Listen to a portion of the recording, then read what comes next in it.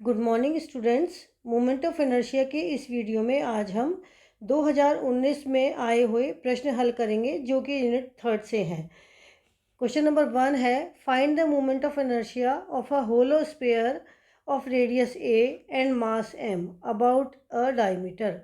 यानी कि ए त्रिज्या और एम सहती के खोखले गोले का एक व्यास के पारित जड़त्व आघूर्ण हमको निकालना है। तो मैंने आपको पिछले कई वीडियो में बताया है कि जड़त्व आघूर्ण किस तरह से निकालते हैं और उसे क्या जड़त्व आघूर्ण किसे कहते हैं। वो आप मेरे चैनल पे जाके मेरे वीडियोस देख सकते हैं। प्लेलिस्ट में जाके डायनेमिक्स के जितने भी वीडियोस हैं वो आप देख सकते हैं। अब यहाँ पर हम इस क्वेश्चन का सॉल्यूशन शुरू करते हैं। मान लीजिए कि हमारे पास में एक ये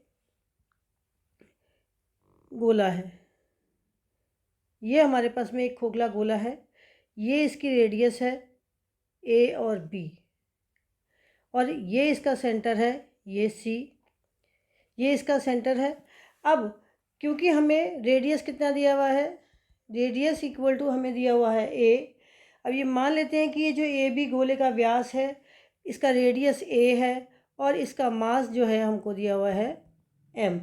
अब इस इस डायमीटर के पारित हमें जड़त्व आघूर्ण निकालना है। इसके पारित इस तरह से ये जो रिंग है ये इस तरह से घूमेगी, तो जब ये इस तरह से घूमेगी तो इसमें कुछ छल्ले बनेंगे, तो उन्हें हम गोले के लंबवत हम ए बी के अनेक पतली छल्ले निकाल लेते हैं। तो उन छल्लों में मैं एक छल्ला यहाँ पर शो करूँगी। सपोज़ मैंने ये यहाँ पर पी पॉइंट ले लिया और ये एक हमारा छल्ला हो गया। अब इसका एक मैं छोटा सा पार्ट और ले लेती हूँ, यहाँ पर ये क्यू। तो हम इसका मोमेंट ऑफ इनर्शिया निकालेंगे और फिर उसके बाद हम पूरे का मोमेंट ऑफ इनर्शिया निकालेंगे, तो हमारे पास में इस खोखले गोले का मोमेंट ऑफ इनर्शिया निकल जाएगा। तो हमने एक पतली वृत्तीय छली हमने यहाँ पर एक ले ली। अब मान लेते हैं कि इस पी के कोऑर्डिनेट तो हैं A and theta, and Q के कोऑर्डिनेट है A and theta plus delta theta.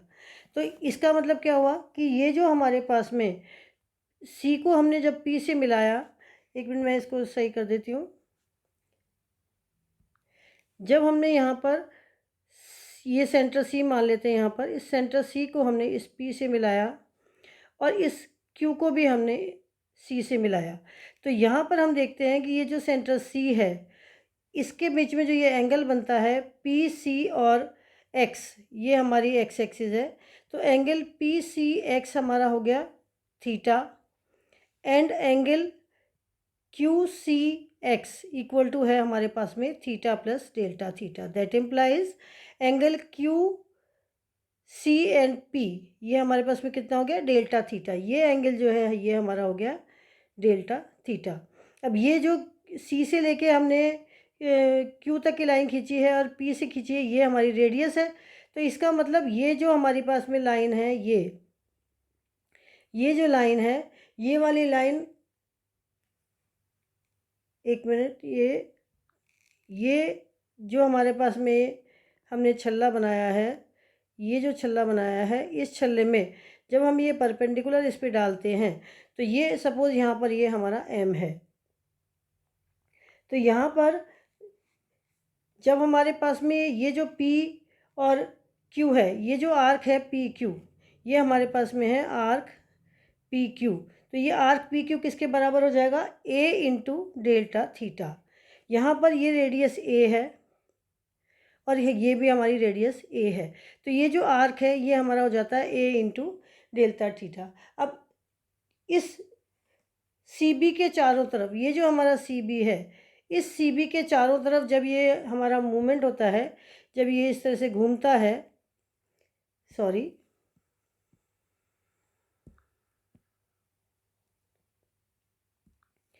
जब ये इस तरह से हमारा घूमता है सी बी के चारों तरफ, तो जो एक छल्ला प्राप्त होता है हमें, और उस छल्ले की त्रिज्या कितनी हो जाएगी, ये जो त्रिज्या है इस छल्ले की, ये कितनी हो जाएगी, हम इस एंगल से देखेंगे सी पी एम, क्योंकि ये एंगल हमारा 90 डिग्री है, हमने परपेंडिकुलर डाला है। तो हमारे पास में लंब बटा कर्ण इज इक्वल टू होता है साइन थीटा, और लंब क्या होता है, परपेंडिकुलर अपॉन हाइपोटेन्यूज। और परपेंडिकुलर मतलब ये जो हमारा पी है ये हमको निकालना है, ये perpendicular is equal to hypotenuse कितना है a is equal to sine theta. इसका मतलब जो हमारे पास में त्रिज्या आएगी, किसकी त्रिज्या है, इस छल्ले की, तो सी बी के चारों तरफ घूमने से जो निर्मित छल्ला प्राप्त होता है, उस छल्ले यानी कि रिंग की त्रिज्या कितनी हो जाएगी, is equal to a sine theta. और अभी चौड़ाई हमने देखी, छल्ले की चौड़ाई कितनी हो जाएगी, ये अभी हमने देखी ए इंटू डेल्टा थीटा। तो अब मैंने आपको पिछली वीडियो में बताया था किस तरह से निकालते हैं। तो खोखले गोले का क्षेत्रफल, area of hollow sphere is equal to कितना हो जाएगा, 4π²। ये हमें पता है, किसी भी खोखले गोले का जो एरिया होता है या हॉलो स्फीयर का जो एरिया होता है वो होता है 4πr²। और एकांक क्षेत्रफल, तो पर यूनिट एरिया हमारे पास में मास पर यूनिट एरिया कितना हो गया, मास पर unit area is equal to हमारे पास में हुआ m/4πa²। मास से इसको डिवाइड कर दिया तो मास पर यूनिट एरिया आ गया हमारे पास में। अब जो हमने ये रिंग ली है QPRS, इसको मान लेते हैं, मान लीजिए यहाँ पर इसको हमने RS ले लिया। तो जो हमारे पास में QPRS या PQRS जो भी इसको मान लेते हैं, तो जो भी हमने विचार किया है, तो जो हमारे पास में छल्ला PQRS जो हमारे पास है, उसका क्षेत्रफल, तो छल्ले का क्षेत्रफल कितना होता है, परिधि इंटू चौड़ाई, और which is equal to twice pi into radius. परिधि कितनी होती है, ट्वाइस पाई इंटू रेडियस, और रेडियस कितना है, ए साइन थीटा, इंटू चौड़ाई कितनी है, ए डेल्टा थीटा। ये हमने चौड़ाई तो हमने ली यहाँ से और रेडियस ली हमने यहाँ से। तो इसका मतलब छल्ले की जो सहती है वो मास पर यूनिट एरिया इस छल्ले का कितना हो गया, तो हमारे पास में रिंग की सहती which is equal to mass पर unit area, mass upon 4πa² into twice pi a² into sine theta, यहाँ से ए और ये यहाँ से लिया, इंटू डेल्टा थीटा। अब छल्ले के पारित जड़त्व आघूर्ण जो होगा वो क्या होगा, यानी कि छल्ले का व्यास यानी कि डायमीटर AB के पारित अबाउट, छल्ले के व्यास AB के पारित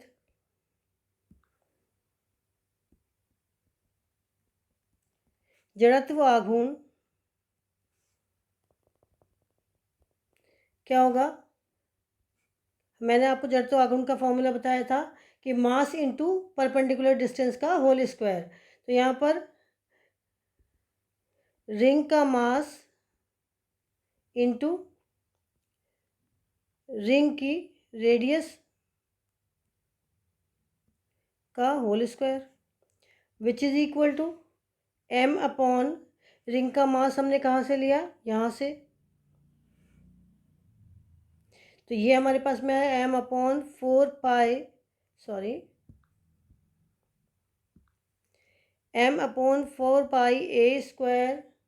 into twice pi a² sine theta delta theta into a sine theta का होल स्क्वायर। ये हमारे पास में a साइन थीटा यहाँ से आया और ये यहाँ से आया, इनको हमने लिख लिया। सिंप्लीफाई करेंगे इसको तो ये आएगा m/2a², ये a² यहाँ से यहाँ कैंसिल हो जाएगा और ये a के स्क्वायर यहाँ से बचेगा, साइन स्क्वायर थीटा यहाँ से और ये साइन थीटा यहाँ से, तो ये हो गया sign cube theta into delta theta. अब पूरे खोखले गोले का व्यास अगर हम निकालें AB के पारित जड़त्व आघूर्ण, so the moment of inertia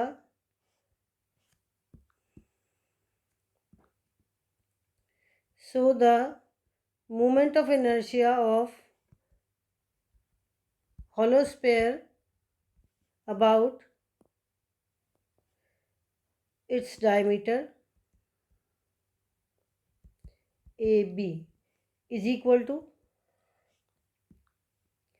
under root of 0 to pi, पूरे 0 से लेके पाई तक घूमती है वो, तो 0 to pi m/2 a² sine cube theta d theta which is equal to, constant को हम बाहर निकाल दें, upon 2 0 to pi sine theta into 1 minus cos square theta d theta which is equal to ma²/2 integration of 0 to pi sine theta minus sine theta cos square theta into D theta which is equal to ma²/2 integration of sine theta D theta को हमने किया तो ये हमारे पास में आया minus of cos theta plus sign theta cos square theta को हमने कॉस थीटा को यहाँ पर टी मान लिया और minus sine theta D theta is equal to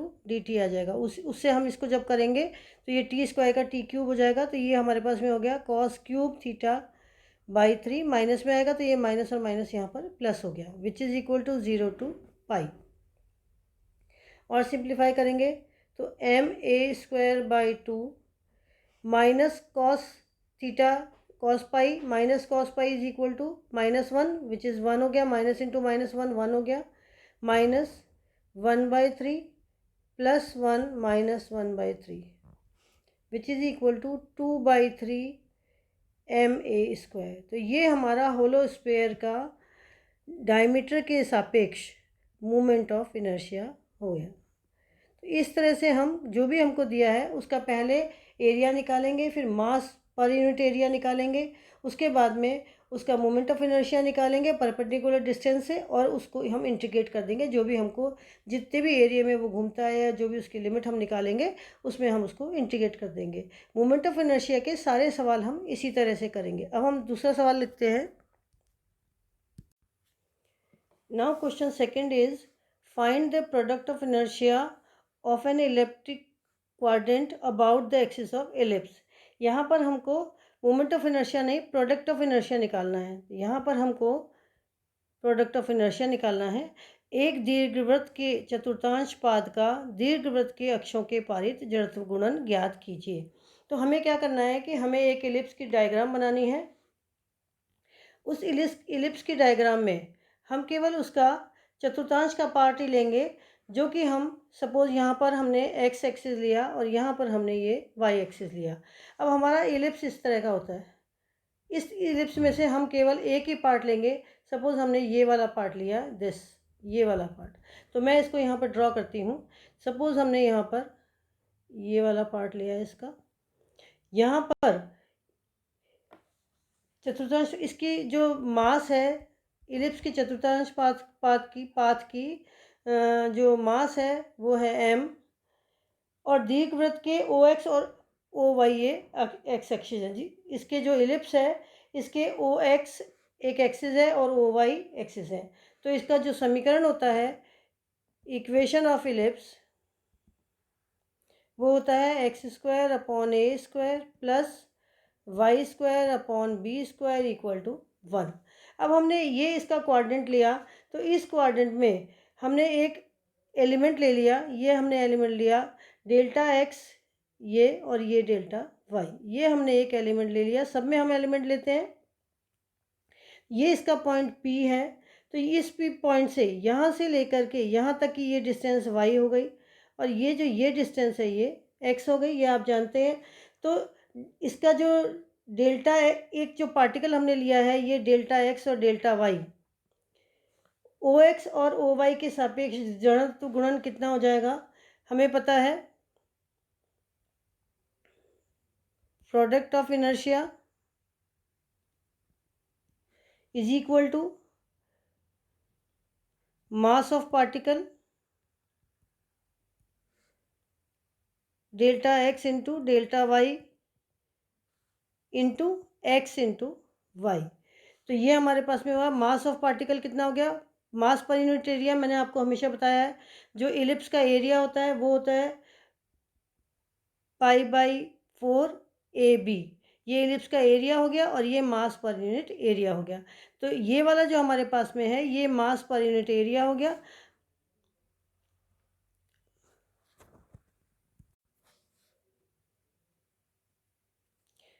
यहाँ पर हमारे पास में into delta X delta Y into X into Y. तो मास ऑफ पार्टिकल ये हमारा ये हुआ और ये delta X delta Y into X into Y.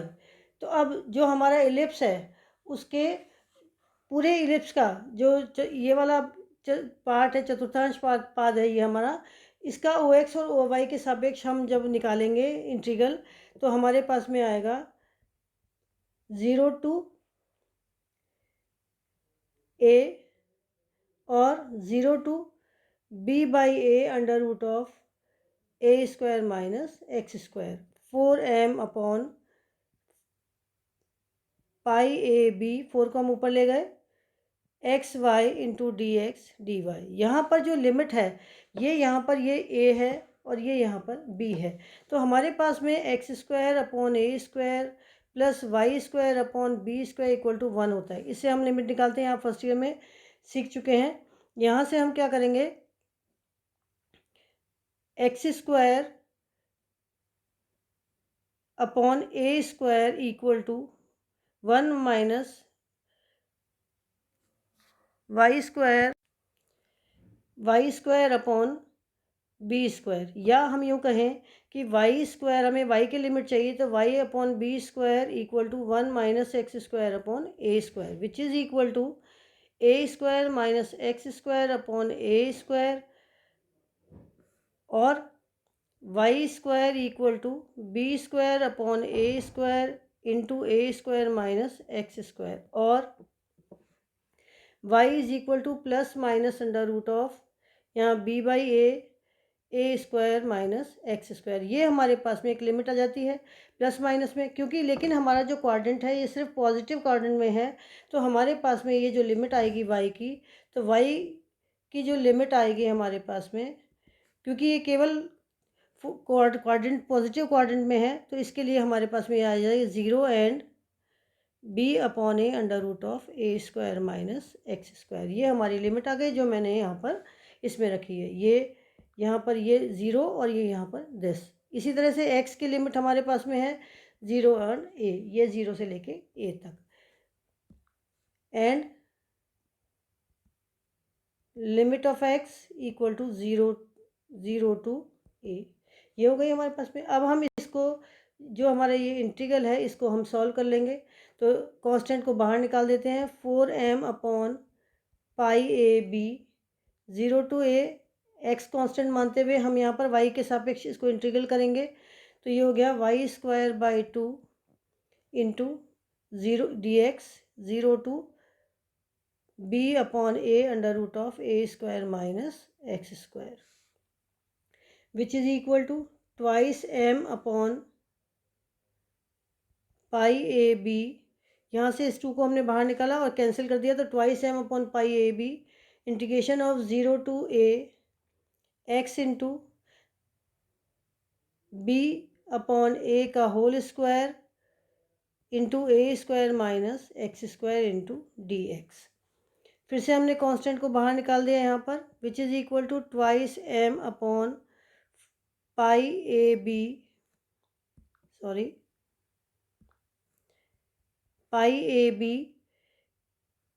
Into b upon a का whole square integration of 0 to a x a square X minus X cube into D X. अब हम इसको फिर से इंटीग्रेट करेंगे और सॉल्व करेंगे, तो ये हमारे पास में आएगा twice m upon π/a³ into B square, यहाँ पर a square into X square by 2 minus X cube by 3 into 0 to a, और लिमिट लगा के सिंप्लीफाई करेंगे तो ये हमारे पास में आएगा m upon twice pi into A B. तो इस तरह से हमने ये प्रोडक्ट ऑफ इनर्शिया निकाला। तो ये जो प्रोडक्ट ऑफ इनर्शिया, तो ये जो 2 सवाल मैंने आपको बताए हैं, ये दोनों 2019 के राजस्थान यूनिवर्सिटी के पेपर में यूनिट 3 में आए थे। आगे अब मैंने आपको तीनों यूनिट 1st, 2nd और 3rd करा दिया डायनेमिक्स की। तो इसके बाद नेक्स्ट अब हम कॉम्प्लेक्स एनालिसिस शुरू करेंगे। Thank you.